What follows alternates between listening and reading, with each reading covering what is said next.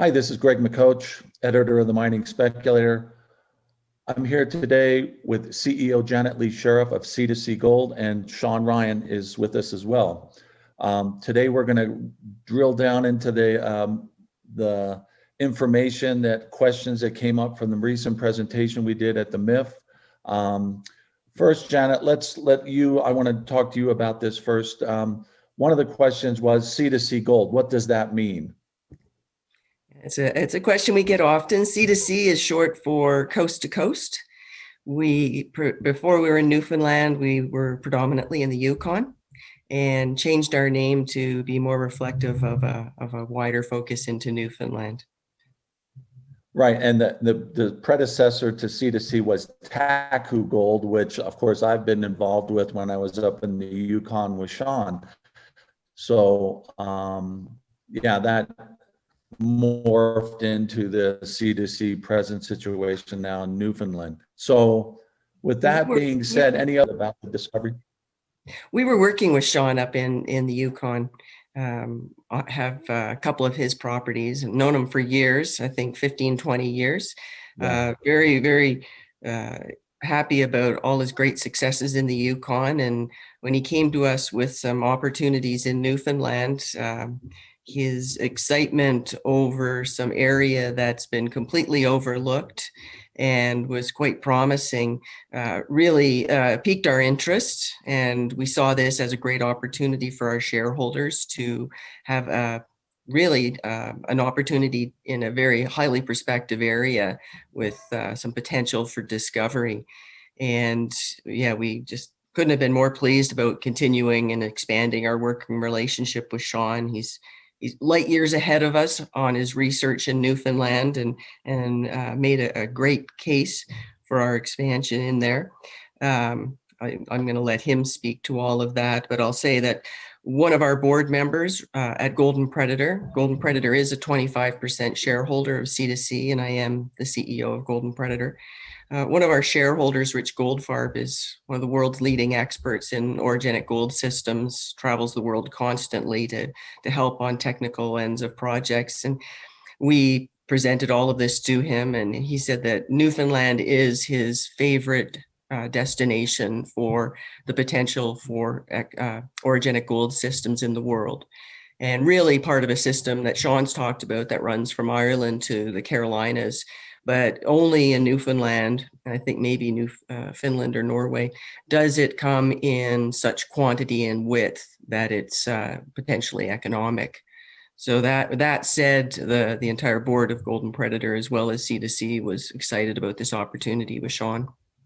Absolutely, yeah, and I've known Shawn for a long time. My subscribers, of course, got introduced to Shawn when the Yukon took off, and I did that famous interview with Shawn that was highly watched, and yeah, it's been a lot of fun. So before this interview, I was talking with Shawn, and to hear how excited he is about this is really should let people know that this is something to pay attention to. So Shawn, I wanted you to talk about some of the things we had just mentioned before the interview. When we did that presentation, everybody was asking me, well, what's the name of that company that made the discovery? And when you had mentioned Newfound Gold, we thought, oh, it's a Newfound Gold discovery. We didn't realize that's actually the name of the company. But why don't you give us a little history on what happened with you in this area back in 2015-16 that led to all this and the discovery that Newfound Gold made recently? So that's kind of what's going on right now is the confidence came into Newfoundland, and that's what Newfound Gold brought with their discovery. But really, the place was dormant by 2015 when I started basically crawling around doing our soil programs there. And actually, it was off of claims. We didn't even stake because there was nobody around and there was no competition. So we were looking to see, does deeper soils work? Can I do the same magic I brought to the Yukon with deeper soils? And because it's glacial till. And ended up, it did work. But what we ended up doing is staking a big land package in 2016, crashing the server. The server froze up after about 7,000 claims. And then the market knew about us. It took about 2 weeks to get the server back up online. And then Newfound Gold showed up and tied on to the project that we had by Gander. And so they've been working that for about 4 or 5 years. And they basically drilled a hole about a year and a half ago, just before the last roundup. Well, they actually started announcing it just after last year's roundup. And they announced 19 meters of 94 grams, 92 to 94 grams. So it was an incredible hit with some basically night's width. And that launched them. Now they're, they were off. They weren't even on the market at that point. Now they're around $4 and they've got about a $600 million market cap. So they're planning to drill about 200,000 meters on the island this year on that project. But what really their discovery did is they brought in Quentin Henning in from to have a look at it and as an advisor, and they're calling this the new Fosterville. And the Fosterville roughly it's a 75 meter by 75 meter pod, the Swan Zone, that's got close to 3 million ounces, between 2 and 3 million ounces in it. So when you look at geologically, it's exactly the same model, like the same age, everything's the same setting. So that's why the island is quite unique this way. It's a very, very unique setting that you don't see in other places in Canada or North America. Just the way the terrain's set up, the boundaries. But what Newfound Gold is doing now with all this drilling and this Fosterville model, it's brought the confidence to start drilling and chasing these targets. Because all Newfound Gold did was actually drill under the old Keats showing that was discovered in 2000. It was actually discovered. They were on the edge of it in '89, and basically with Noranda on the soil grid. But in 1999, they drilled a couple of holes and tagged into part of it. And then basically these guys just drilled a little bit deeper. So the point is now people believe that this island has potential, and this is kind of a new gold rush for this island. And you control, C2C controls how much land now? They've got, I don't know, they've got at least 4,000 claims. And the idea is, what it's all about is structure. So what basically C2C has is this red Indian line structure.